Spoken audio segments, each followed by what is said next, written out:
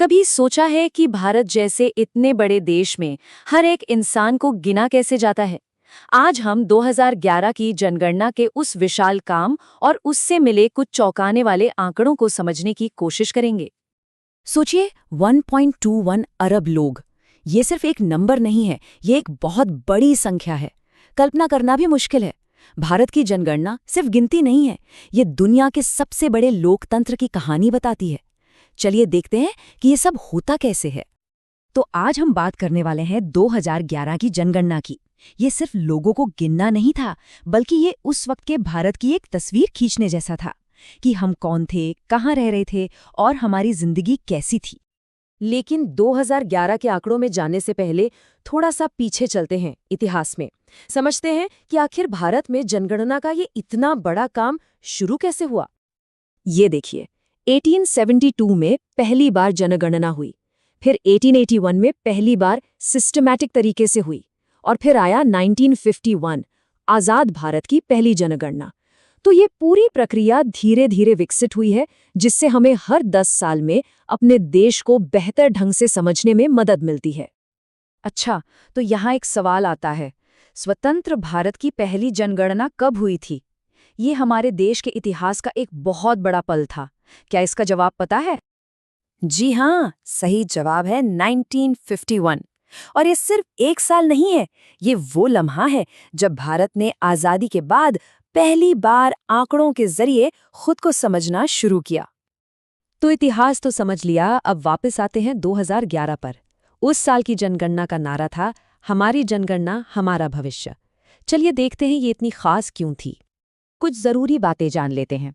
ये भारत की 15वीं जनगणना थी और आज़ादी के बाद की 7वीं, और इस पूरे बड़े काम को लीड कर रहे थे जनगणना आयुक्त सी चंद्रमौली। हमारी जनगणना हमारा भविष्य, ये सिर्फ एक नारा नहीं था, ये एक सोच थी। इसका मतलब था कि ये जो आंकड़े इकट्ठा हो रहे हैं, ये सिर्फ रिकॉर्ड के लिए नहीं है, इन्हीं के आधार पर देश के भविष्य की योजनाएं बनेंगी। तो चलिए अब आते हैं सबसे मजेदार हिस्से पर, नंबर्स पर, और शुरुआत करेंगे सबसे बड़े नंबर से, भारत की कुल जनसंख्या 121 करोड़ यानी 1.21 अरब। साल 2011 में भारत की आबादी इतनी थी। ये नंबर हमें याद दिलाता है कि हमारा देश कितना विशाल है। लेकिन सवाल ये है कि ये 125 करोड़ की आबादी पूरे देश में फैली कैसे है? मतलब सबसे ज्यादा आबादी वाला राज्य कौन सा था? कोई अंदाजा? तो ये देखिए, सबसे ज्यादा आबादी वाला राज्य था उत्तर प्रदेश, उसके बाद महाराष्ट्र और फिर बिहार। और दूसरी तरफ सबसे कम आबादी वाले राज्य थे सिक्किम, मिजोरम और अरुणाचल प्रदेश। इससे साफ पता चलता है कि भारत में जनसंख्या का बंटवारा कितना अलग अलग है। और हाँ, एक बड़ी मजेदार चीज मिली, ये देखिए, सबसे ज्यादा आबादी वाले राज्यों को याद रखने की एक ट्रिक। मतलब जब आंकड़े इतने ज्यादा हों तो लोग उन्हें याद रखने के लिए ऐसे ही क्रिएटिव तरीके निकालते हैं। जनगणना सिर्फ ये नहीं बताती कि लोग कितने हैं, बल्कि ये भी बताती है कि लोग कितने पढ़े लिखे हैं। तो अब बात करते हैं साक्षरता यानी लिटरेसी की, जो किसी भी देश के विकास की एक बहुत जरूरी कहानी कहती है। पर हाँ, साक्षरता के नंबर देखने से पहले ये समझना जरूरी है कि साक्षर या लिटरेट का मतलब क्या होता है। तो जनगणना के हिसाब से कोई भी इंसान जो 7 साल या उससे ज्यादा का है और किसी भी भाषा में समझकर पढ़ और लिख सकता है, उसे साक्षर माना जाता है। तो इस परिभाषा के हिसाब से 2011 में भारत की कुल साक्षरता दर थी 74.04%। ये एक बहुत ज़रूरी आंकड़ा है, क्योंकि ये देश के विकास का एक बड़ा पैमाना होता है।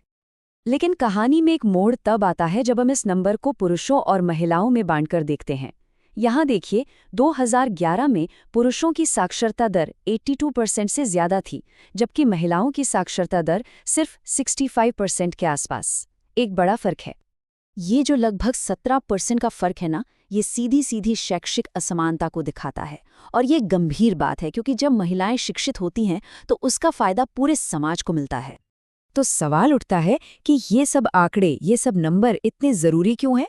वो इसलिए क्योंकि ये सिर्फ नंबर नहीं है। इन्हीं के आधार पर सरकार योजनाएं बनाती है, नीतियां तय करती है। इन्हीं से पता चलता है कि देश में कहाँ और किस चीज पर काम करने की जरूरत है ताकि विकास हर किसी तक पहुंचे। तो 2011 की जनगणना एक स्नैपशॉट थी, उस वक्त के भारत की एक तस्वीर। लेकिन तब से आज तक बहुत कुछ बदल चुका है, एक दशक से ज्यादा बीत गया है। तो सोचने वाली बात यह है कि अगली जनगणना क्या कहानी बताएगी, हमारा देश कितना बदला होगा, भविष्य में क्या नई चुनौतियां और नए मौके होंगे। खैर, इन सवालों के जवाब तो आने वाला वक्त ही देगा।